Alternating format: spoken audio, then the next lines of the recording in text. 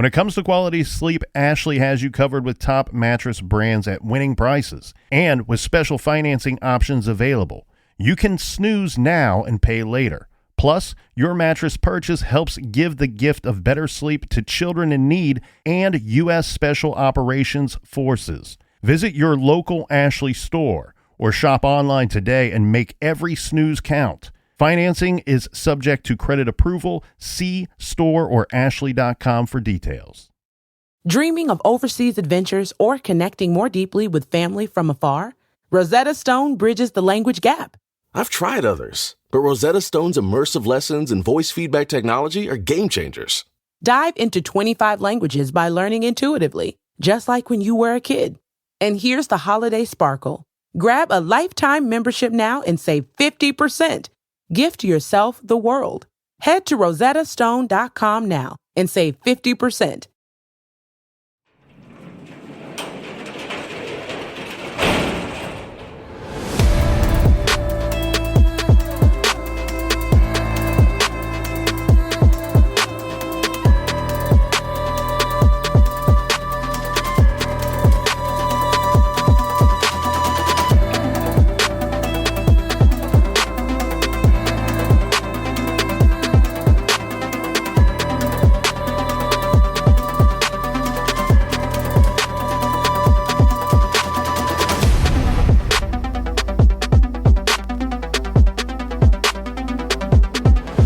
Welcome to True Crime Garage. Wherever you are, whatever you are doing, thanks for listening. I'm your host, Nick, and with me, as always, is a man with a reminder that the most limited of all specialists is the well-rounded man. Here is the Captain. And I'm well-rounded on all sides. It's good to be seen and good to see you. Thanks for listening.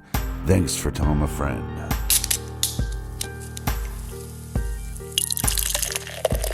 We still have a few coldies from yesterday that remain in the old garage fridge. That's nice right. Cold brew. That's right. Today we are still sipping on this fine brew from our friends at Hoof Hearted Brewing in beautiful Marengo, Ohio. Zipper Ripper is a double IPA, but not too strong on the old palate because they've smoothed it out with some Amish wildflower honey and subtle hints of other flavors. Garage grade 4.5 bottle caps out of 5. And let's give some cheers to our good friends for helping us out this week. First up, a big cheers to Mary Jo in Port St. Lucie, Florida. I wonder if Zipper Ripper means that you farted so hard that you blew out the back and the front. And a big We Like Your Jib goes out to Selena in North Carolina. And here's a local cheers to Crystal from Groveport, Ohio. And last but certainly not least, a big shout out and double-fisted cheers to Jessica and Brandon in Amo, Indiana. Everybody we mentioned, they helped us out with the beer fund, and for that, we thank you. Yes, yes, yes, yes, yes. B-W-E-W-R-U-N, beer run. If you need more True Crime Garage for your earballs, check out our bonus show called Off the Record. It comes out every other week on Apple subscription. So go to the Apple Podcast app and press subscribe. And Colonel, that is enough of the business. All right, everybody, gather around, grab a chair, grab a beer. Let's talk some true crime.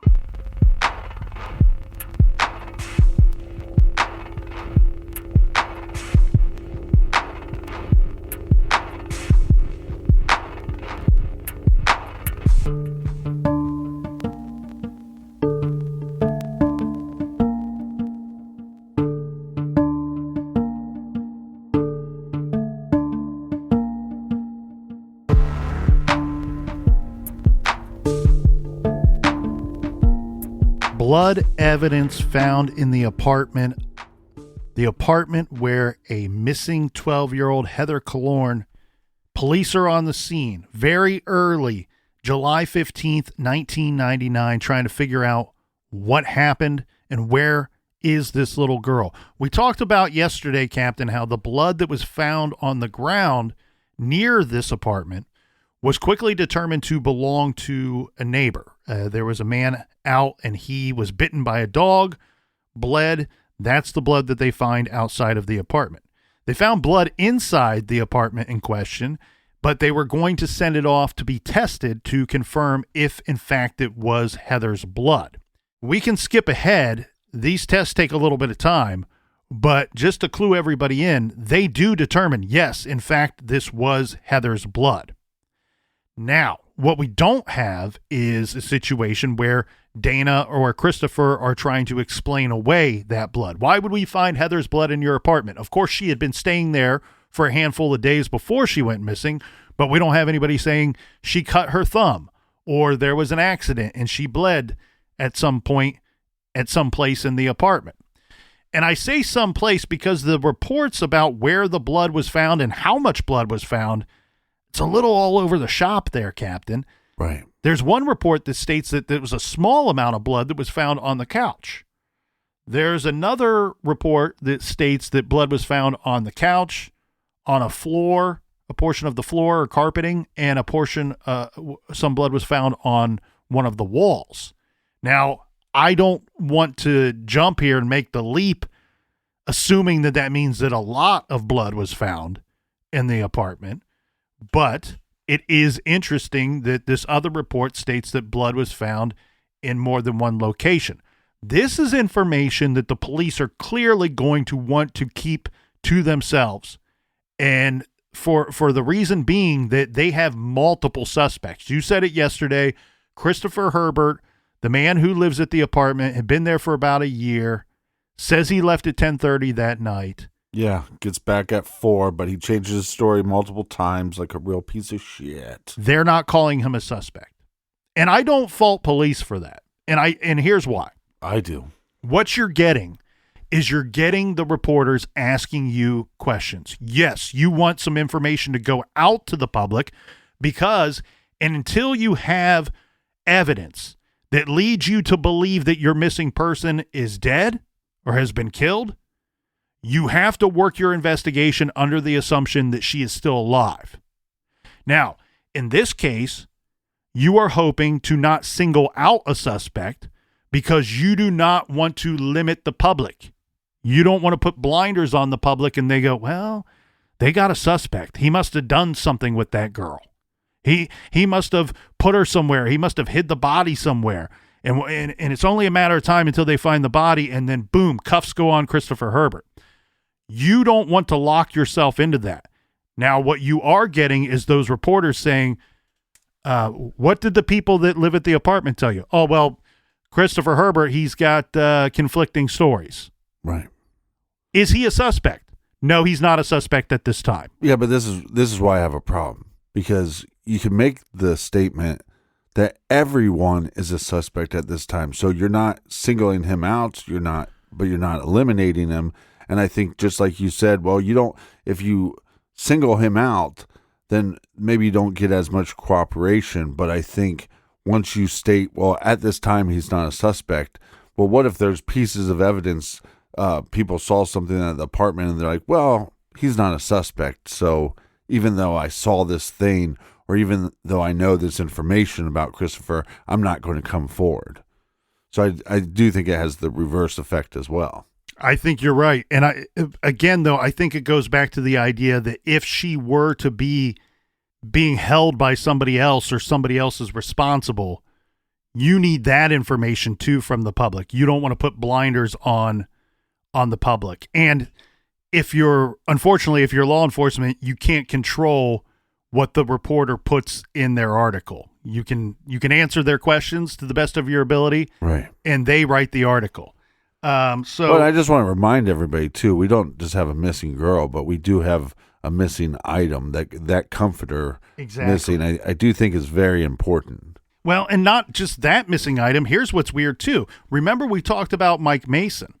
So what has been determined is that both Christopher Herbert and Mike Mason had a drug habit, a pretty bad drug habit. Not only that, they're manufacturing methamphetamine. So we know this from Christopher Herbert's statements to police. We know this from, frankly, their police record. Both of these guys had run-ins with the law prior. Both have had run-ins with the law after the fact, after Heather went missing. And we know that they both had access to that garage. It's been even reported that it's a garage that they shared. In fairness to these two, we should be clear that there could be other people that shared that garage with Mason and Herbert. You never trust anybody that shares a garage. You trust no one. That's right. The thing here is we know that they found proof that methamphetamine was being manufactured in that garage that these two shared. So very quickly, the concern and the belief of police is a couple things. They state, and you will like this, Captain, they won't name anybody, but after a few weeks goes by, they do say, hey, we got some suspects. They don't give an exact number. They say we've got several suspects, but they are clear that we have basically a handful of people that we are looking at in this situation. And we feel very strongly that the person or persons responsible is in this group, in this circle of people that we are considering, that we are monitoring. They even say that they are monitoring a few of their suspects. We know that police were concerned about a couple things. So there could be any number of reasons why Heather was taken. And they are stating very quickly in this investigation, foul play. We have evidence to believe that there's foul play. What is our evidence? The blood. Right. The blood comes back, and yes, it does belong to Heather. It's not explained away. When did that blood make it onto the carpet, the couch, or the wall? We don't know. But as far as Herbert and Madden, the two that occupy the apartment, are concerned, it wasn't there when they left. Madden at 10 p.m., and then Christopher at 10:30 p.m. Yeah, my issue with the mom having a relationship with Christopher, and you said, well, this is not just a male that unknown male to the 12-year-old, but you're more likely, a 12-year-old girl is more likely to be sexually assaulted or sexually abused by a male that she knows. And I just feel like it's not... I wouldn't feel comfortable with my 12-year-old daughter being alone in an apartment at night with this man that, again, is a known drug user, known drug seller, known drug maker. Right, but you're making the assumption that she knew about the drug use. We can't say that for certain.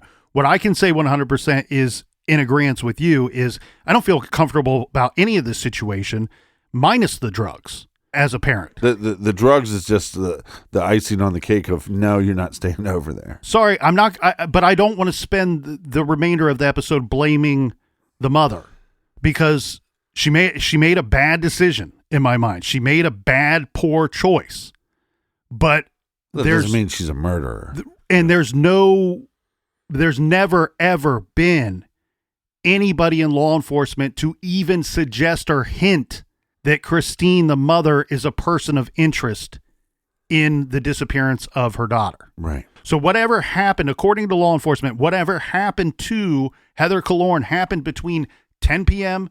and 4 a.m. that night, and it took place. Whatever led to her disappearance took place. It started in the apartment. And they're saying that because of the blood that they found. Now, remember, they knocked on Mike Mason's door that morning. Old Mike Mason. They talked to him, they questioned him briefly, and then they send him to go pick up Dana Madden from work. Now, he tells police at some point, I actually believe that it was that morning, he goes out and starts searching with Christopher Herbert, and as the other officers are arriving. So now you have Herbert, neighbors, and police all actively searching together this small apartment complex. This is when they discover the paraphernalia in the garage. But on this same morning, we have a weird statement by Mike Mason who says, yes, I've been in the apartment many times. I know Heather, hung out with Heather, hung out with the couple when they're in the presence of Heather. And he says, oh, by the way, the tow chains to my vehicle, they're missing. And I'm going to assume that he's stating this while they're searching the garage. He does say, though, that, maybe somebody stole them and used them to dispose of the girl in the river. He says that's his concern. Well, so now we have a missing 12-year-old, we have a missing comforter, and now this neighbor that is sharing this garage is saying that his tow chains for his vehicle are missing. And This is not a good sign. No, and what's weird though too is we have you're right. They have, not in everyone's a suspect situation, but they have a handful of suspects. And the problem is we end up with a list of named suspects and unnamed suspects. So I had mentioned yesterday that there was a fourth story, right? A fourth Christopher Herbert story. This one, too, involves some of the details that he gave in some of the other stories. So in this story, he says that he left the apartment at 10:30, but this was to go to the garage that he shared with Mike Mason. He says that there in the garage, he and an unnamed individual were cooking up meth. Now, for reasons that we'll get into, it sounds like this unnamed individual is not Mike Mason. So he says that me and this unnamed individual, we were cooking up meth, and at some point I left the garage, took my vehicle, and I had to go get more supplies. When I got these supplies, I came back to the garage. The guy was gone. Garage sealed up. That's when I went to the apartment, heard my baby crying. I go inside and Heather's gone. Right. He tells police that this man is dating a woman who owns a red BMW. Now, why is that important? He tells police that on at least one occasion, and it sounded to me like this may have happened more than one time, that he had stole items from that BMW that belonged to this man's girlfriend. And he floated out the idea, maybe in some kind of retaliation, like me and this guy and his girlfriend, we don't have the best of relationships. We're known drug users and drug makers. And that he had stole cash and other items from them, that maybe in some kind of retaliation, when he went off to go look for items to make more meth, that they took Heather. So the weird part here, Captain, is even though this man is unnamed to the public, police know who this guy is. Right. Police interviewed him. Police interviewed his girlfriend. Police searched their property and the BMW. Yeah, the vehicle. And police said, we found no evidence that Heather was ever in their possession. The apartment complex is small, but a red BMW, especially in this area, would be something that you'd think would stick out like a sore thumb. A big, giant sore thumb. But a 3-foot tall sore thumb. Red sore thumb. Swollen. It was swollen. But we don't have other eyewitnesses of this vehicle. And here's the other problem. Police say, remember one of Christopher's other stories is that he was at the park near the river. I was in a van down by the river. Partying with a friend. And then later that morphs into, well, we might have been making meth there too. Probably doing both. They're probably partying and, we're just having a good old time, cooking up meth and hanging out and shooting the shit. They speak with that man. What it's hard for us to sort out is Christopher Herbert's, does he have an alibi? I get it that he's told multiple stories to police, but if one of those stories is, hey, I was cooking up meth with this guy who his girlfriend owns a BMW, we were out in the garage and then I left to go get supplies. And look, it's difficult to believe that he would be gone for an extended period of time to get supplies, but who knows what that entails.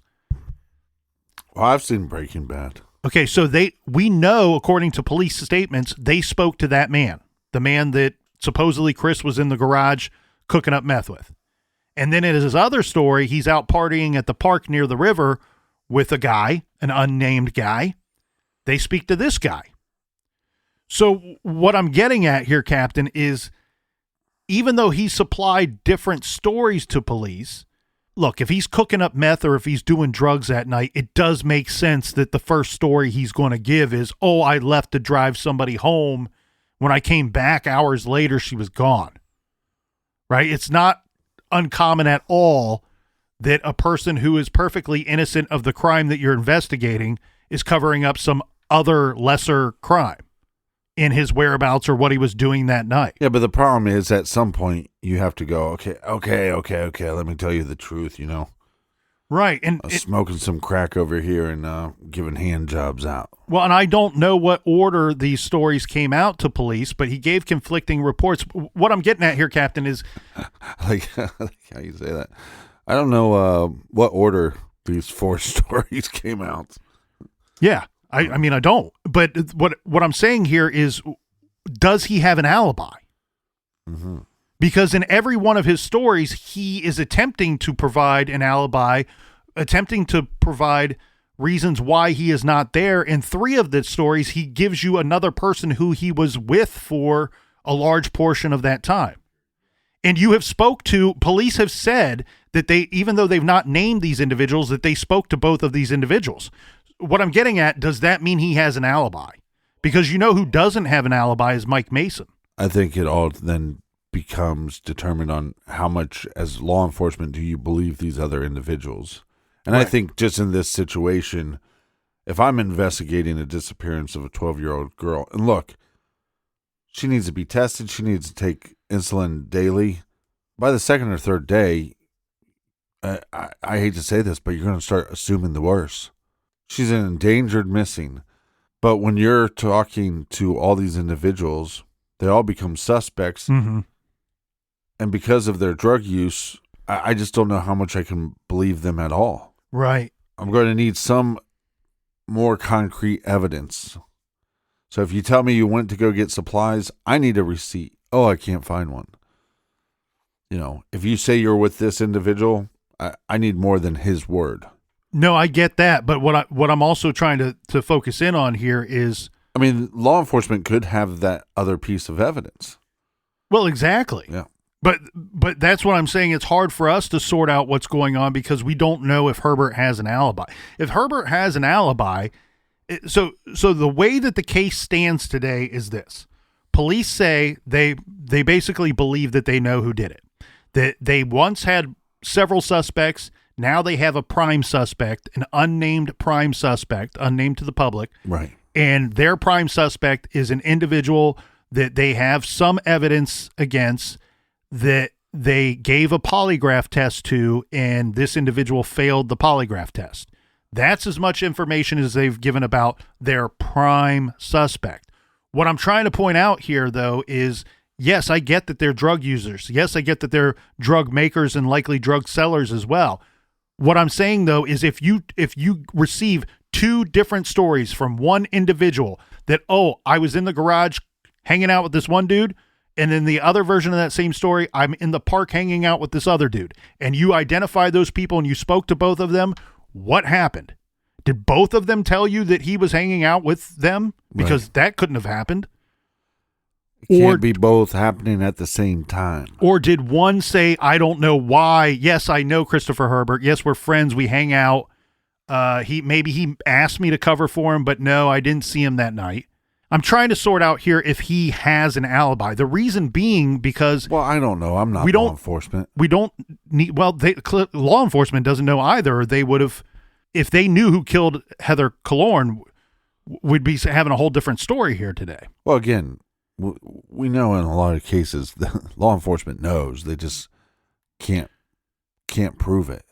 And could you imagine not this is where I feel bad, horrible. I feel awful for the mother because as she's learning this information, again, we don't know how much. I would assume that if they're so deep into drugs that they're making meth, but this could be a new revelation in his life. Oh, I just had a child. I need to make more money. This is my dumbass plan, is to cook up some meth. So that could be a new revelation in her friend's life. But you're law enforcement. You're looking for this 12-year-old girl. You show up to the scene. Now, everybody you're talking to has conflicting stories, and they're all involved in drugs on some level. You can't be feeling good about the outcome of this situation. No. And police have been clear very early on. They've stated a few things. So, one, they say foul play was certainly involved in the abduction of this girl. She didn't walk off on her own. Two, we're treating this as a homicide, even though we don't have a body. And three, we believe whoever is responsible knew Heather, Heather knew them, or the person has a direct tie to that apartment, to where Heather was that night. The reason why I'm trying to sort out this Christopher Herbert alibi portion is because it doesn't have to be a single individual that's responsible for what happened to Heather or where she may be found. Because the problem is you have Mike Mason, who could be perfectly innocent, but he does not have an alibi. Christopher Herbert provides several different stories, but Mike Mason, if he's innocent, he doesn't need it. It doesn't matter if he's home alone by himself from 10 p.m. to 4 a.m. It doesn't look so good. But the issue I have with some of the stories is this. Herbert obviously has access to that apartment. Mike Mason has been in that apartment and knows Heather. So he fits into the mold of what they are stating is the person they are looking for, is the suspect. Does he have access to get into that apartment without Christopher Herbert being there? Right, because he has access to the garage. Would Heather would Heather let him in? Does he have a key to the apartment? There was no forced entry, no signs of forced entry into the apartment that night. Right.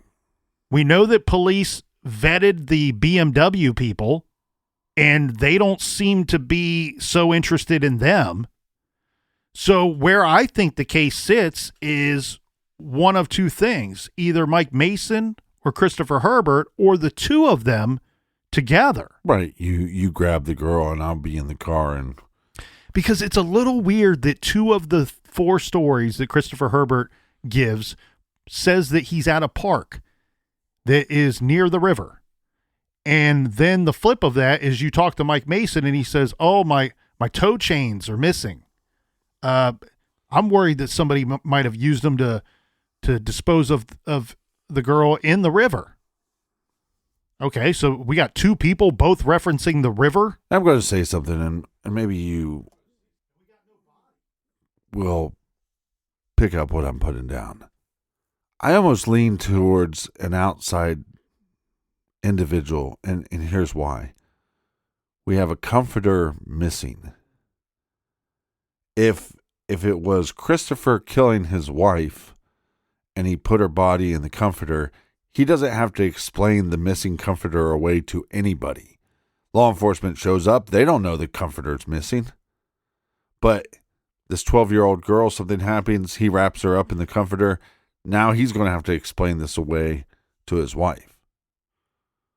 But if it's an outside source, then they just use whatever. You just would kind of use whatever is just around, and you want to give a shit, if that makes any sense. Right. You would just grab what's there to wrap up the package to remove it from the apartment. Yeah, I'm just saying, if it was your apartment and you know your wife is coming home, you might take a second to think a little bit more about how you're going to dispose of this body. Yeah, I see what you're saying. I do pick up what you're putting down, but I don't know that points to innocence for Herbert. Yeah. Or I think the way that this probably goes down, Captain, is that they're canvassing the area. This neighbor tells the story of, hey, I witnessed this. This is what I saw. And then now police are going, okay, it wasn't obvious that anything was missing from the apartment other than Heather, but we have this statement from the neighbors, and now you potentially have Dana and Christopher going, oh yeah, we are missing a blanket, or we are missing a comforter. Now that you asked that question, there was a similar blanket or comforter that was found in a park. I had a hard time tracking down when it was discovered. Right. It sounds like it was fairly close to the time that Heather went missing. The thing though is police were never able to 100% determine if that comforter came from the apartment. So they recover this comforter or blanket. It's often described as a blanket. And what was missing from the apartment is often described as a comforter. But from my understanding, they showed this to Dana Madden, and she was unable to identify it 100% as being the missing item from their apartment. So that's a little inconclusive. But it's hard to believe her, too, because she would have an agenda on why she wouldn't want to cooperate with law enforcement. You're exactly right, but what we do have at one of our crime scenes is Heather's blood. And you would think that if she was immediately bloodied, dead, or sleeping, unconscious, whatever, I don't believe she'd be sleeping, unconscious would be a better term, and then removed in a comforter used to remove her from the apartment, as we said with the potential eyewitness. Right. I would think that police might not need to ask Dana if this is your comforter or blanket if they found blood or Heather's blood on that. So it sounds like no blood on this item, and that's why we need the owner or one of the owners to potentially identify it.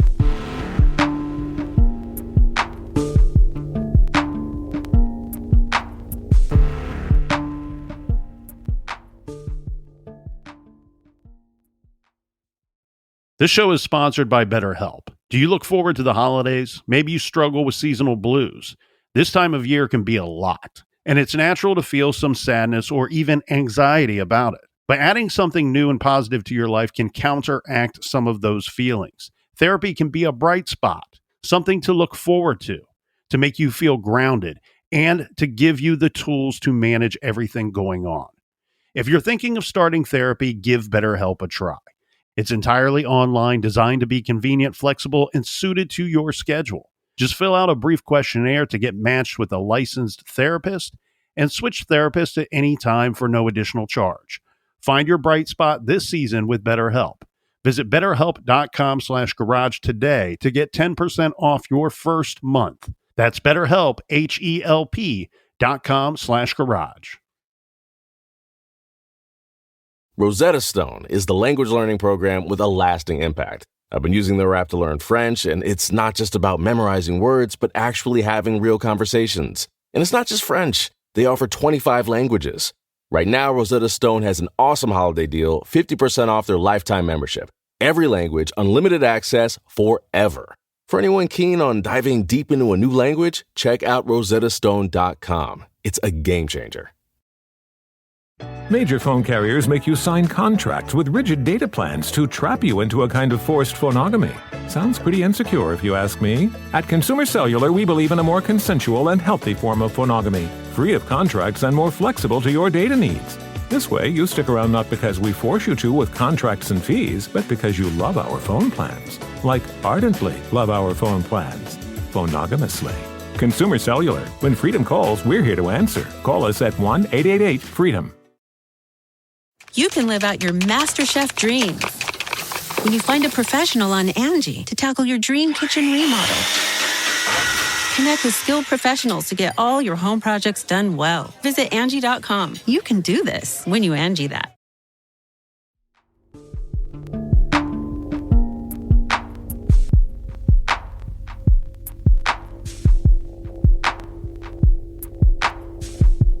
All right, we are back to our story of a missing 12-year-old with a bunch of suspects that are piles of shit. Well, and you know what? And I'm not going to put anything on the St. Louis, Missouri police. We'd be remiss if we didn't point out that almost 1,000 homicide and missing persons cases have gone unsolved in St. Louis since 1980. This is according to their own statistics. That's too many. Almost 30 cold cases from the 80s and the 90s have been solved by the department. This in 2021, thanks to the application of modern forensic techniques and evidence. Now, we say that, and that was my concern at first with this case, because you can see why this is a complicated case. You have people telling different stories. You have two individuals that it looks like on the surface have no alibi. I think they have a better understanding of Christopher Herbert and where he was and what he was up to that night than we do. 100%, I believe that. Right. This case, man, they've worked this case really good. They put a lot of effort into this case. Some things that they did really smart. They did bring in other agencies to assist. What I find, through looking into these cases every week is that if you have a criminal with a level of sophistication, makes the crime a lot harder to solve, right, for law enforcement. But it also seems like if the suspects are such dumbasses, that makes the case even more complex. Does that make any sense? It's interesting you say that because more than one occasion I've heard a detective say, well, not the same detective, but different detectives in different situations say, he's too dumb to lie. He's too dumb to not tell us the truth. Right. And that comes with experience. I can't explain that statement, but I could tell by the individual telling me that, by the sound of their voice, by the look on their face, they believed it. Let's fast forward about 2.5 years after Heather goes missing. So there were remains found in a creek near St. Louis in March of 2002. Police were hopeful that these might be the remains of Heather Kullorn. It sounds like they very quickly, within a day or two, were able to determine that no, that was not the remains of Heather. Then the following month, in April of 2002, police went on record stating, this was the first time that I saw this. This is the first time they come out and say, you know what? We're pretty certain we know who did this. We just need some evidence. We need a little more evidence. And here's the problem. When you talk about a homicide investigation, even in 2023, so even more importantly in 99, 2000, 2001, and 2002, you don't have a body. It gets very difficult to bring forth charges. Now, we talked about the blood in that apartment. We have seen and we have covered cases, right, Captain, where you do not have the actual remains. Right. But you have enough blood at your crime scene where a medical expert can come in and say, this amount of lost blood, this person was killed here. And it belongs to this person. This person was killed. You're looking for a body. You can't find it, but I can scientifically prove that this person is no longer with us. And therefore you can bring up murder charges. So when we question the amount of blood, one thing we do know is it was not enough that was found in the apartment for someone to come forward, a medical expert, to tell us that Heather was killed in that apartment. Yeah, so in simple terms, you don't have the evidence of the victim's body, but you have evidence that there was a murder. They have evidence of foul play. And then this is what's interesting. I think they were really hoping that somebody would crack, right? Maybe not the killer. Maybe not the person 100% responsible. That somebody on crack might crack. But somebody that knows the true story. Maybe they were told this by the perpetrator. Maybe they witnessed something. Maybe they participated in something. But they wanted to keep the heat. The heat was hot. They wanted to keep it turned up. Crank it up to 11. Yeah.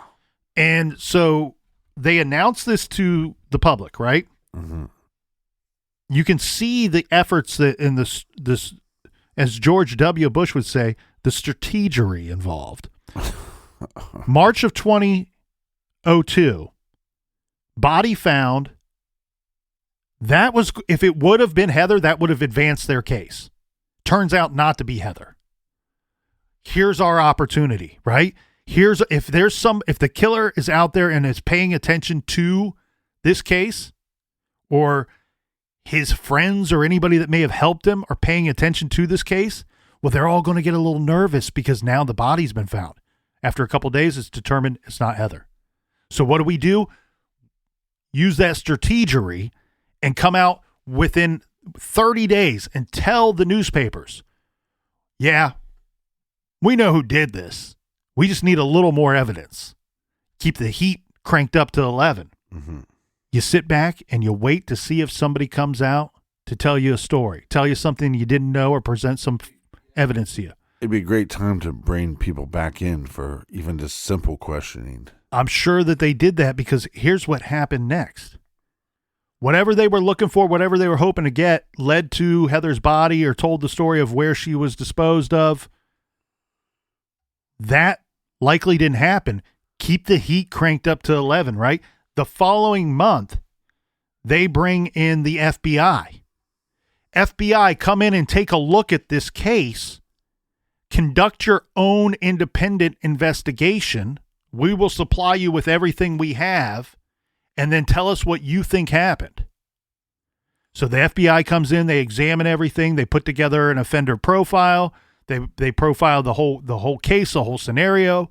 None of this information, other than the FBI being brought in and conducting their own independent investigation, is released to the public. So we don't know what their findings were. We don't know what kind of profile they came up with. But what I can sit here and say, and you know this, Captain, just as well as I do, we've seen this in dozens of cases. Police are pretty certain that they know what happened. A couple years go by. They're not able to close the case or make an arrest. You bring in an independent investigation, somebody like the FBI or BCI, or we've seen it with GBI and all the other I's that are out there. Yeah, or the MFFBI. Yeah. As many I's as you can put on the case, right? And we're not talking about eyeballs. We're talking about the letter I. I'd just love to be questioning somebody and go, you know what we just did? We just brought in the MFFBI. Yeah. They'd be going, what?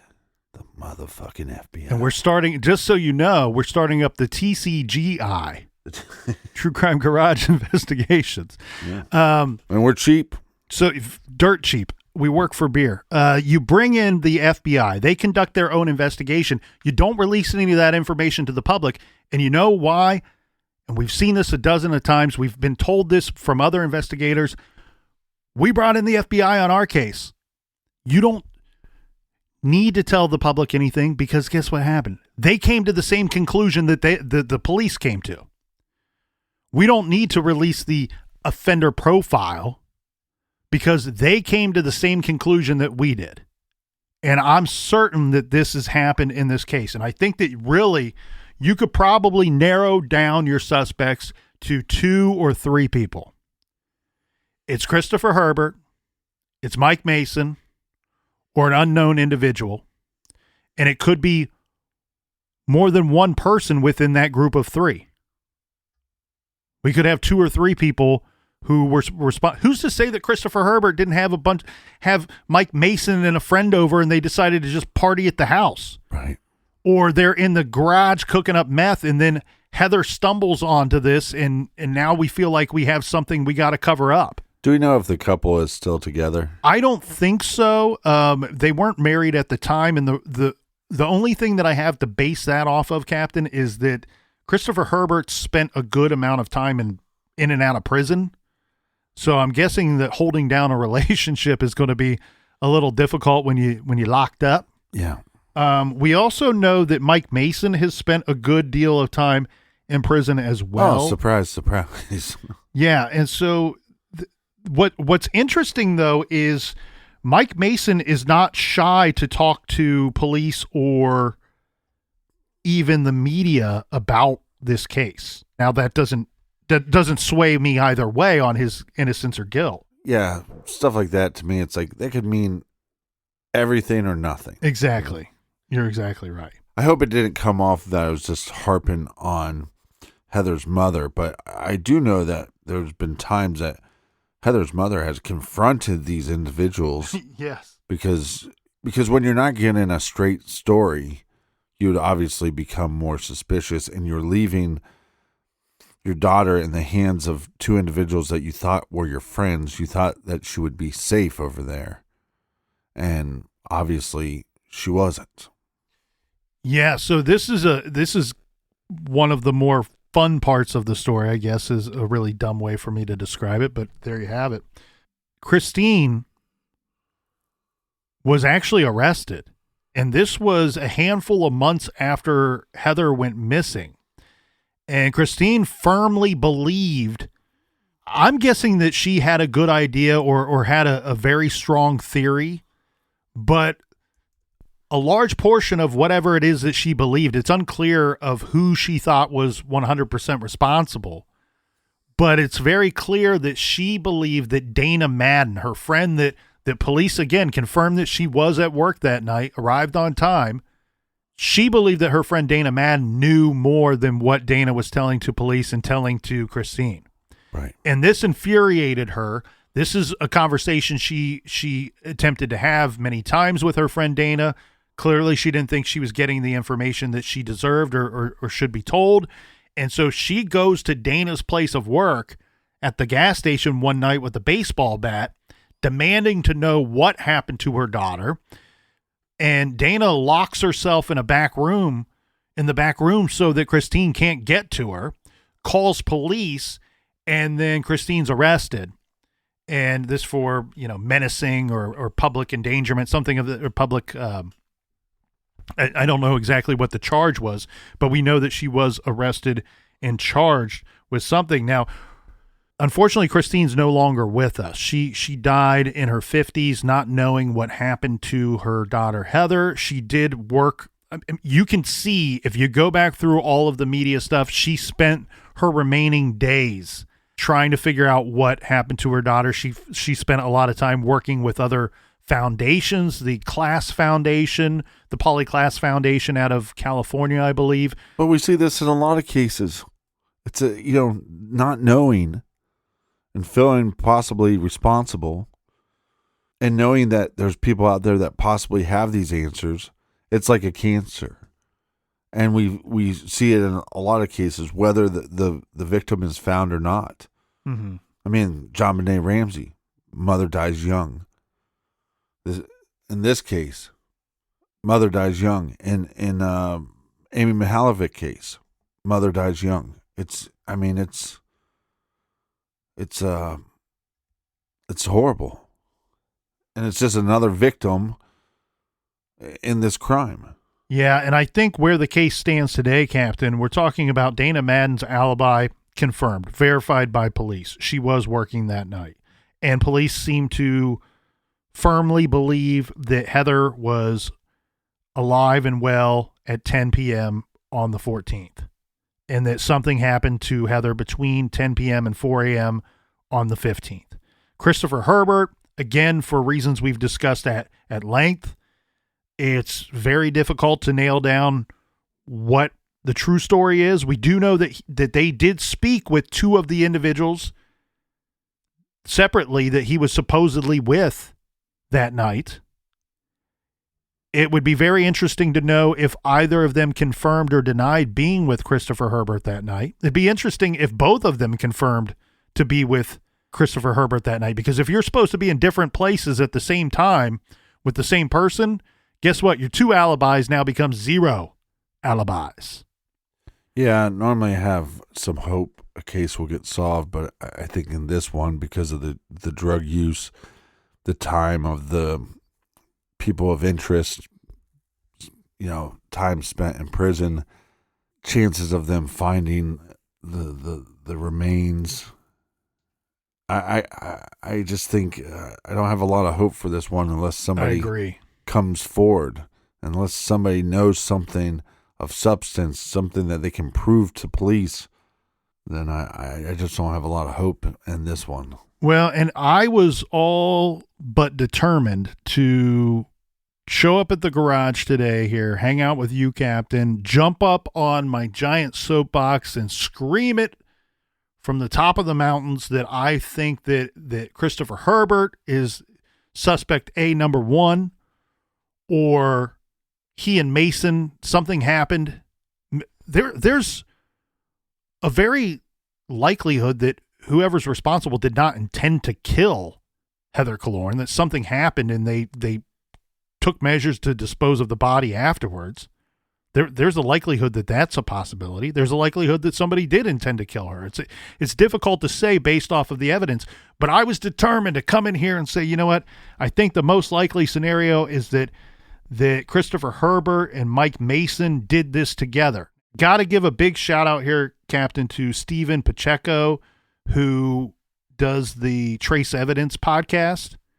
There's been some storytelling and some coverage of this case outside of St. Louis as far as YouTube goes.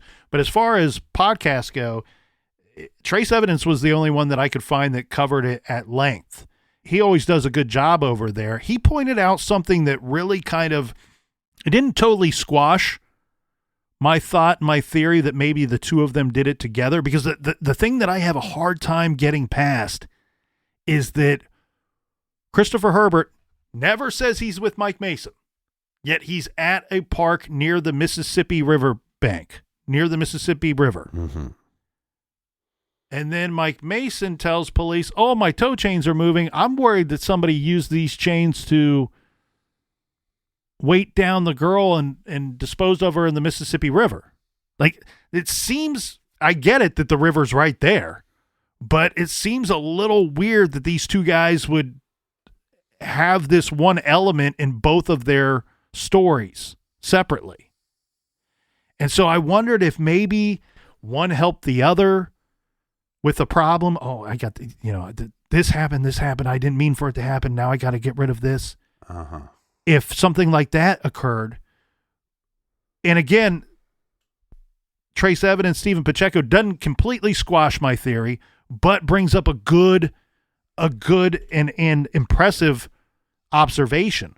You got two guys that are in and out of prison on lesser charges, some of them facing years because they're repeat offenders. It would make a whole lot of sense that person A would turn on person B for a plea bargain in some other lesser crime and say, look, right, law enforcement, if you can help me out, I can help you out.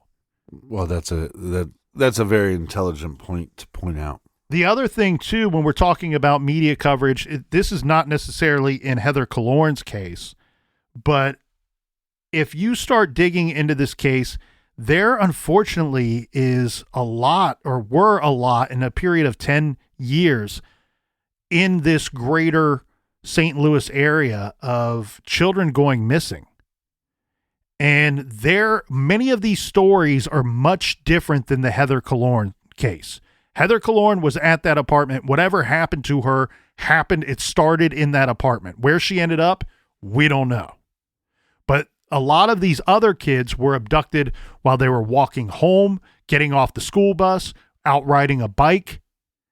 And unfortunately, it appears that there was probably about 3 different child killer, child abductor offenders operating in this area within about a 10 to 20 year time period. So in some weird way, she kind of becomes just another face on a milk carton, where they cover these stories in the newspaper year after year, and you see her face, her name, the details of her case, of Heather's case, piled on 3, 4, 5 other cases that were still outstanding. And one of those cases was a young girl by the name of Angie Hausman. And Angie Hausman's case is weird when you look into it, Captain, because it's like her case went unsolved for so long, and it was such a mystery for so long that anytime another kid came up missing, they investigated the possibility if Angie Hausman's case was related to the latest missing kid's case. Right. And that, too, was true with Heather Kullorn. We know 100% that no, that's not the situation. I shouldn't say 100%. Let's go with 98%. But we have police telling us in Heather Kullorn's case, the person responsible, knew Heather. Heather knew them. In Angie Hausman's case, they were able to finally solve her case using DNA evidence, and the person responsible for that was Earl Webster Cox, who was actually serving life in prison when they connected him to the Angie Hausman case many, many years later. Now, if you want to learn more about that case, there's a great coverage on the Angie Hausman case, and that was On the Case with Paula Zahn, the TV show, season 23, episode 7, which aired in September of 2021. Yeah, one of the things that is very interesting, and you have to applaud police for this, is that they spent time monitoring these individuals for a time period to try to solve this case. Yes, an extended period of time. That cost a lot of money, man hours, and resources to monitor individuals. So unfortunately, Captain, and unfortunately, garage listeners, Heather's disappearance remains unsolved, and foul play is strongly suspected. As the captain pointed out, there's been a group of suspects over the years who have been monitored in connection to Heather's disappearance, but no one has been officially labeled as a suspect. We do have police saying that they believe they have a prime suspect and that their prime suspect they have some evidence against. And one piece they believe is that this individual failed a polygraph examination. No arrests have been made in this case. Heather, who disappeared while babysitting for the infant daughter of family friends Christopher Herbert and Dana Madden, she's, of course, abducted sometime during the night or early morning hours. This is what police have told us, and this is where the case stands to this day. This is a case that I think that if they find the right evidence, that we might see this case advance sometime soon. We know that we are seeing success coming out of the St. Louis area on a lot of their cold cases. Remember, in 2021, they solved 30 of their cold cases in that year alone. I'm hoping that Heather's case can be one that's solved this year.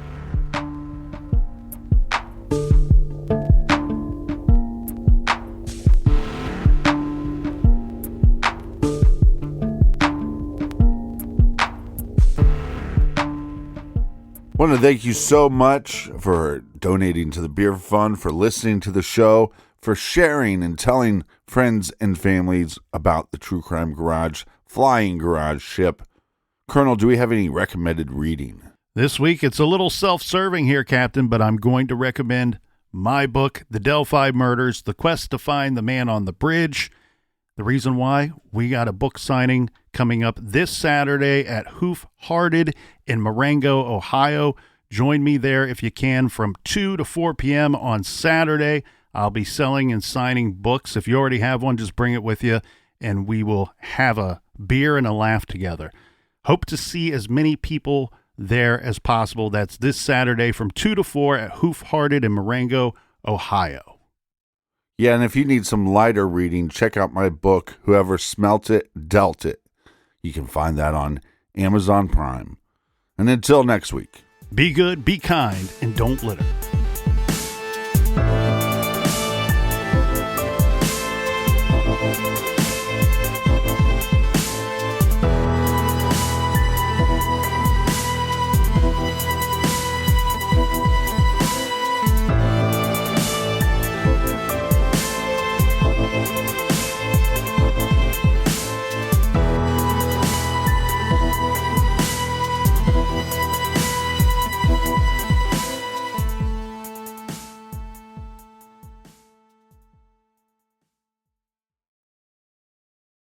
You can start your day off right when you find a professional on Angie to get your plumbing right first. Connect with skilled professionals to get all your home projects done well. Visit Angie.com. You can do this when you Angie that.